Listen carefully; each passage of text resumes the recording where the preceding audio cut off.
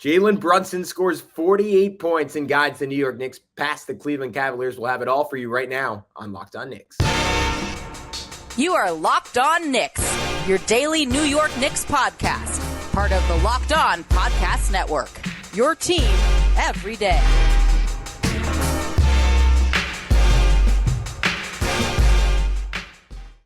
You are Locked On Knicks, your daily New York Knicks podcast. And today's episode is brought to you by PrizePicks. First-time users can receive a 100% instant deposit match up to $100 with promo code Locked On. That's PrizePicks.com, promo code Locked On.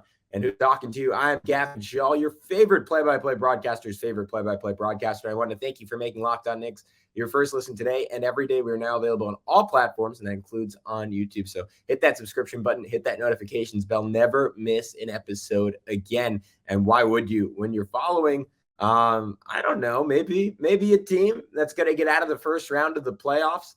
The New York Knicks did not miss a beat. Sans Julius Randle riding another defensively dominant fourth quarter to beat the Cleveland Cavaliers a night after outscoring Miami in the fourth, 25-16.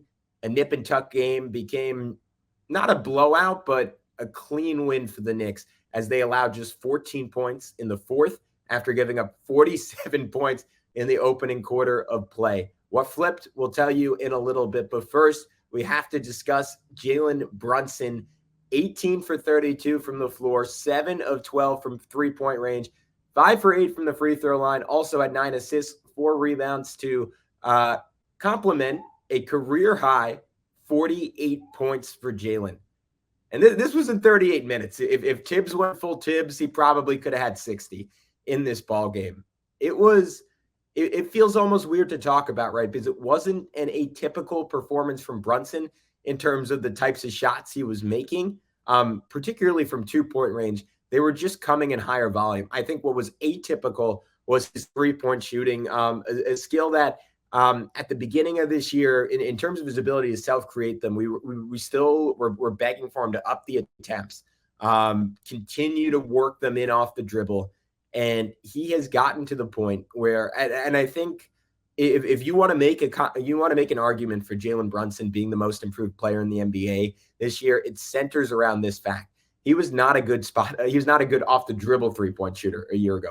He was an elite spot up three-point shooter. And if you were to ask me my single biggest offensive concern for Brunson coming into the season, it was that a lot of his efficiency from behind the arc derived from playing with arguably the best creator in basketball in Luka Doncic, getting spoon-fed a diet of easy corner threes, and the fact that he was pretty automatic on them. But in retrospect, it should have been pretty clear that his three-point shot off the dribble was scalable because he was such a good shooter from a standstill perspective and was elite at creating long twos.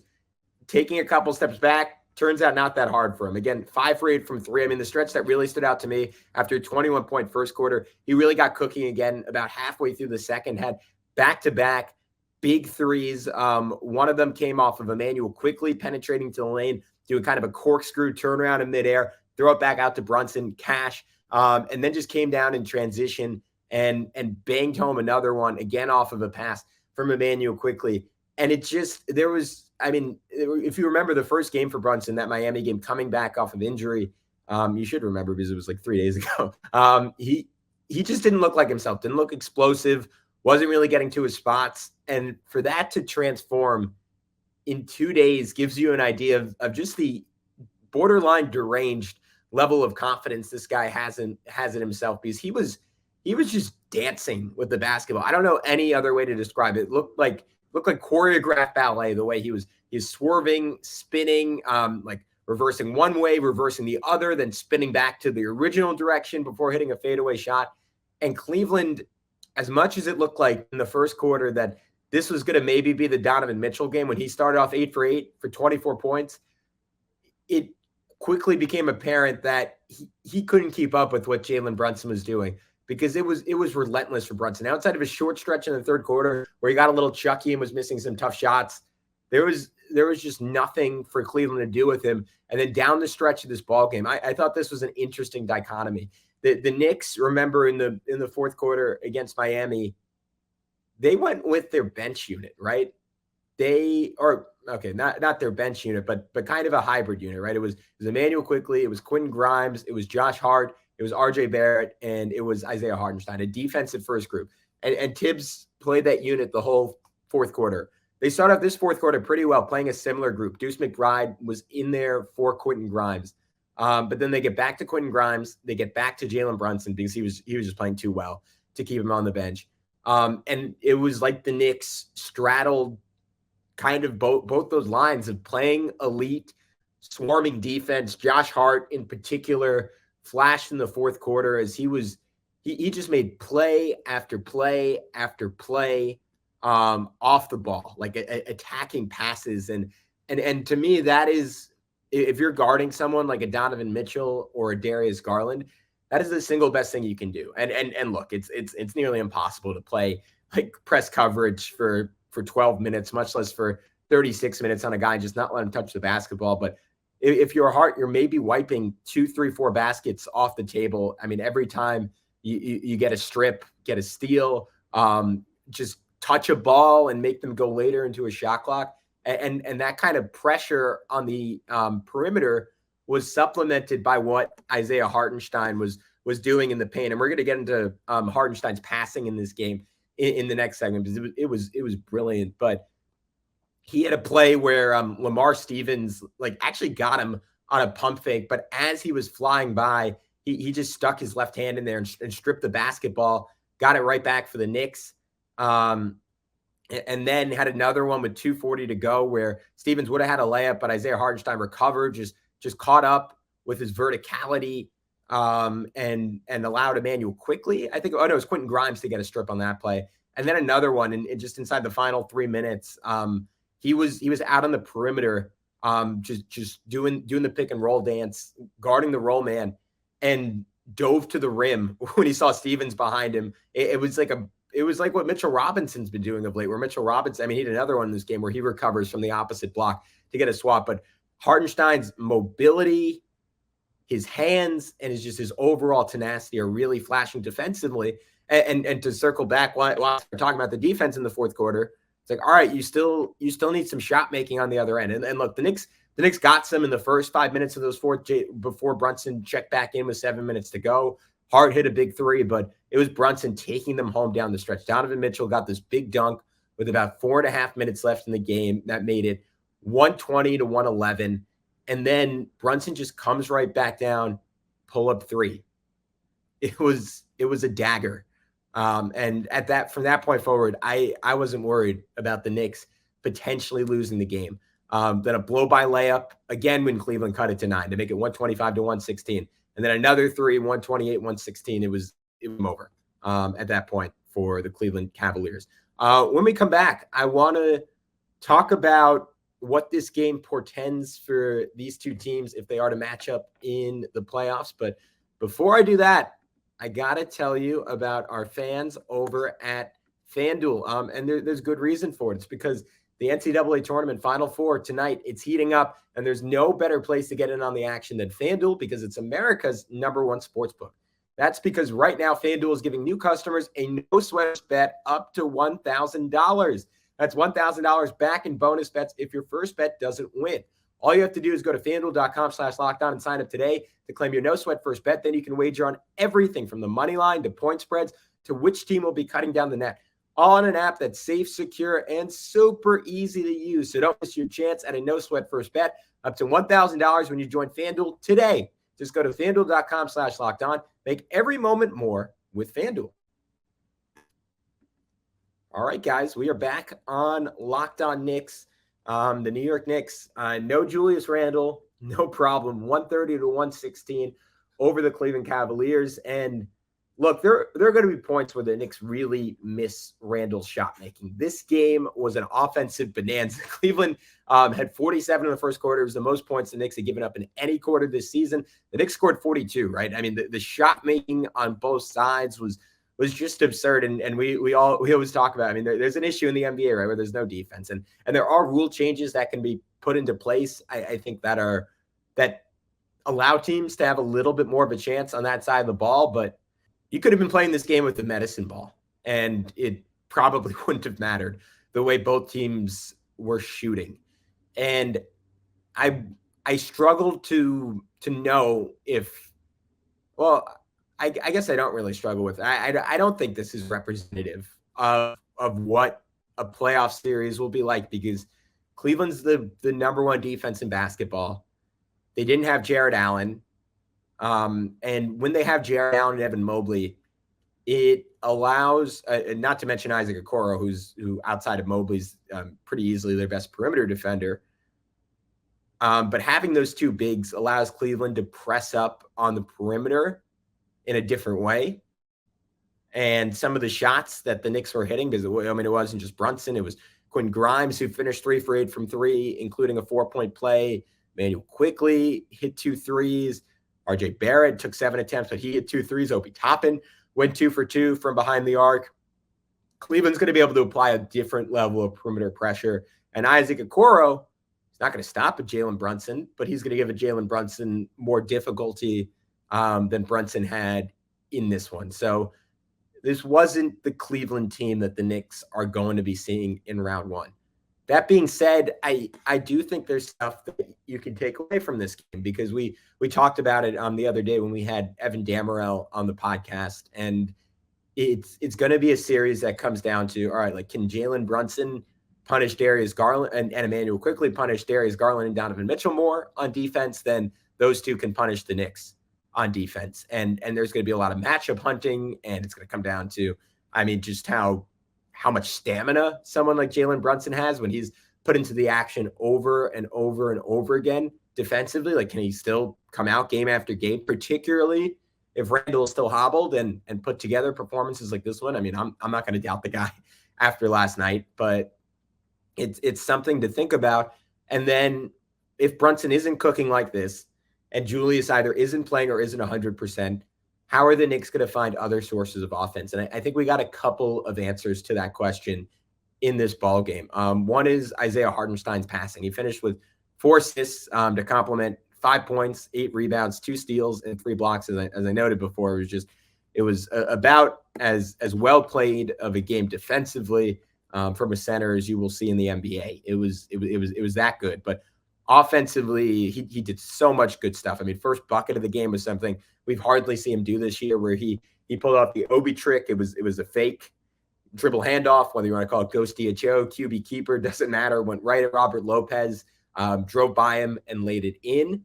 Had a really nice play with Emmanuel Quickly, and I'm not sure if this was called sideline or just a bit of improv from the two Knicks that are maybe best at that. Where Quickly was inbounding, threw it into Hartenstein. Hartenstein was out on the perimeter, so he was uncovered. And then Quickly just cut right behind him. Hart just handed it off to Quickly. Quickly drained the 3. And it's a continuing trend now. With I promise not to get sidetracked here, because I want to talk about Isaiah Hartenstein. But it is a continuing trend with Emmanuel Quickly, where he is starting to get used more and more like Steph Curry. And we saw a couple of those quick trigger threes. And this was a classic Draymond Green, Steph-esque 2-man game between these two, where you leverage the fact that the big man is not being guarded, and the defense is trying to leverage the fact that the big man doesn't have to get guarded by packing the paint. And then if you have a great shooter, you can just say, all right, we're just going to use him as a screener. And because your big is in drop and he's all the way back in the paint, our shooter is going to get a wide open 3. That's what happened. So that was a nice bit of improv. Had just a dime to Josh Hart to open the fourth quarter. Bounce pass, splitting 2 defenders, and then topped it with essentially the same exact pass on a give and go to Deuce McBride, with McBride cutting off of Hartenstein on the right wing, and Hartenstein just hitting him back for a dunk. And it is such a benefit for Hartenstein to play with Deuce, to play with Hart, because those guys love cutting off the ball. And my favorite part about RJ playing with the bench unit is it's reinvigorated his desire to cut off the basketball, because he had another one this game when Hart was on the left block and just picked up his dribble, and RJ cut right off it straight to the rim for a layup. That was brilliant. So that's going to be something Cleveland obviously is going to scout for. But and they are going to give Hartenstein obviously a wide berth whenever he has a basketball, like if he wants to shoot. But they just started with quickly, like having him on the floor, having Grimes on the floor in those situations makes it difficult for Cleveland because you have to play up on those guys, and then they can either back cut you to death, or if you give iHeart room, like he can just wait and just meticulously pick out cutters because he has a lot of confidence now in throwing those passes. The other thing the Knicks did well in terms of ways to scrounge points without Randall was letting Obi Toppin run the floor again. And it certainly helped Obi's night. Like if you look at his box score, if he's 0 for 2 from 3 instead of 2 for 2 from 3, it doesn't look quite as appealing. But he had a really pivotal stretch late in the third quarter of this game where the Knicks defense was forcing turnovers and Obi was leveraging it. I mean, had one where Brunson just threw like a 60-foot one-handed cross-court pass to him on a dime. And he was just patient, pump fake, finish, ran the floor hard for another contested layup. Then Donovan Mitchell lost the ball trying to split a double team. Obi again runs the floor hard, big dunk. As much of that as possible. And those are important plays because obviously there's so much stuff that Randall does in terms of isolation, in terms of self-created threes that Obi just can't do. But what Randall can't do that Obi can do is run the floor like that. So that is a kind of a key pivot point for the Knicks going forward. I want to get into some of the remaining guys for New York. Emmanuel quickly, maybe a little bit more love for Josh Hart. Mitchell Robinson, who had about as good of an offensive rebounding game as you will ever see in the NBA. Quentin Grimes cooking again, and RJ Barrett. But before I do that on Locked On Knicks, we got to take one final break, and then we'll come back and talk about everyone else that next on Locked On Knicks.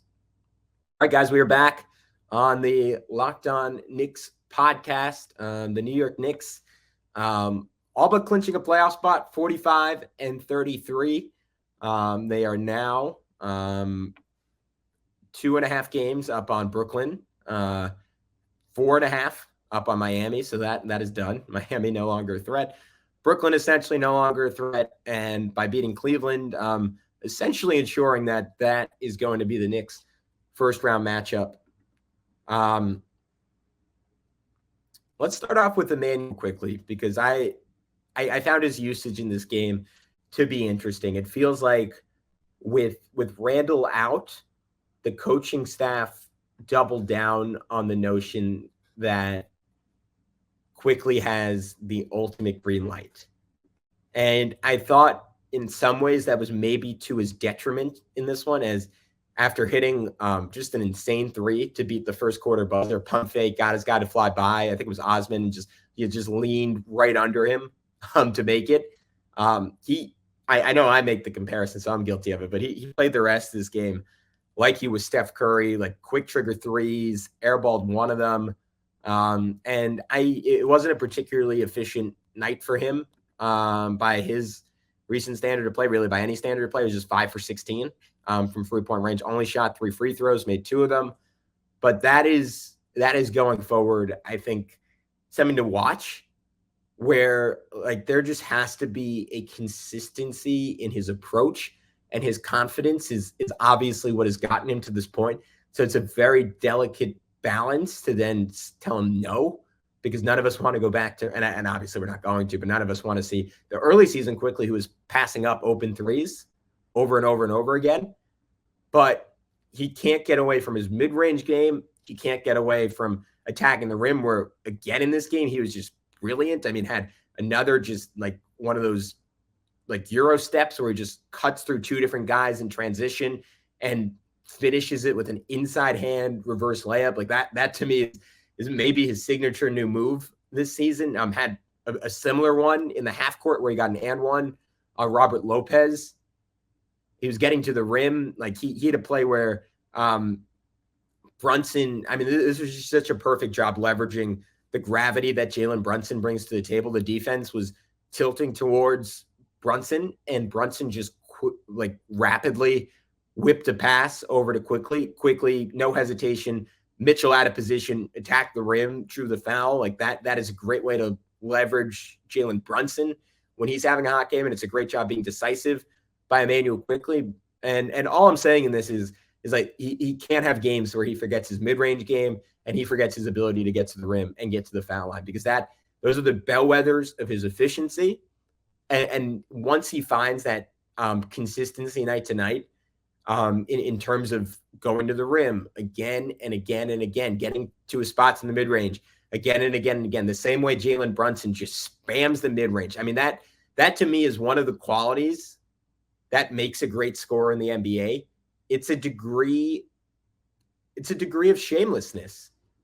It's knowing that, all right, even if I miss 4 in a row, if I take another 8, I'm going to be efficient. Honestly, it's kind of RJ Barrett's best quality and his worst quality, because it's not always true for RJ that if he takes another 8, they're going to start going in. But Quickly could do well to develop that mentality in the mid-range. I don't hate him having that mentality from 3, but I think he has served well by a wide dispersal in terms of the areas of the floor that he is attacking. And that is going to keep him efficient on a night-to-night basis. And if he's always hitting his 2s, he's always hitting his mid-range shots.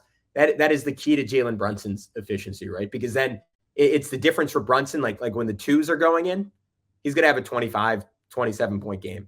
When the 3s start dropping, he's going to have a 35 to, as we see, 48-point type game. And I think Quickly can start hitting the lower end of those ranges if he finds that same consistency. Josh Hart, we mentioned game-changing defense in this one, game-changing rebounding, and also just some big jump shots from him. Hit one across the lane near the end of the first quarter where it was like, all right, just wow, everything's going in for everyone. But he has that shot in his bag late in the shot clock. It's either a spin move to his inside hand or it's going right to left to hit a fader on that left elbow. And that's like, if he's within 15 feet, he can make those types of shots. And then just a massive 3 with 9:43 left. It was 107-104. And that doubled up the lead.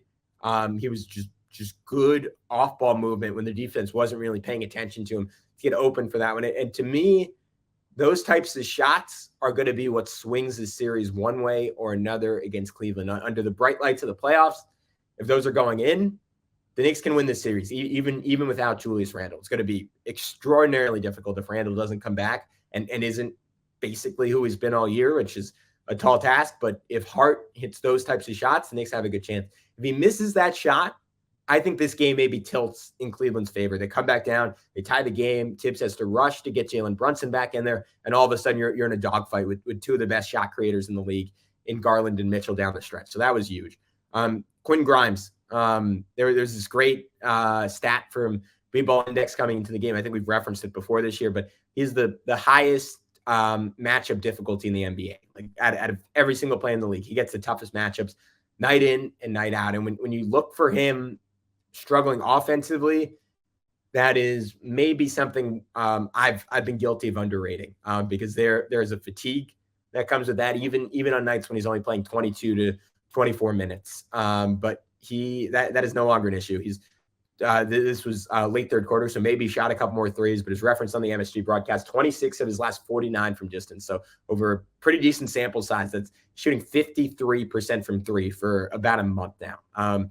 For anyone who hesitated or was reluctant about him as a shooter, fear no more. The guy is a special shooter of the basketball, a great defender, and somehow packs a brilliant pump and go game in there as well. Had another one in this game where he blew right by Mobley, set up Obi for one of his 2 threes. On top of hitting zone 3s, on top of making big defensive play after big defensive play in this one. And look, Mitchell was torching him at points. Donovan Mitchell was going to torch everyone. Donovan Mitchell was going to torch Drew Holiday if he's out there. It would torch Gary Payton in his prime if he's out there. Like that is no mark against Quentin Grimes. To wrap this one up, shout out to Mitchell Robinson. Just played with great physicality in this game.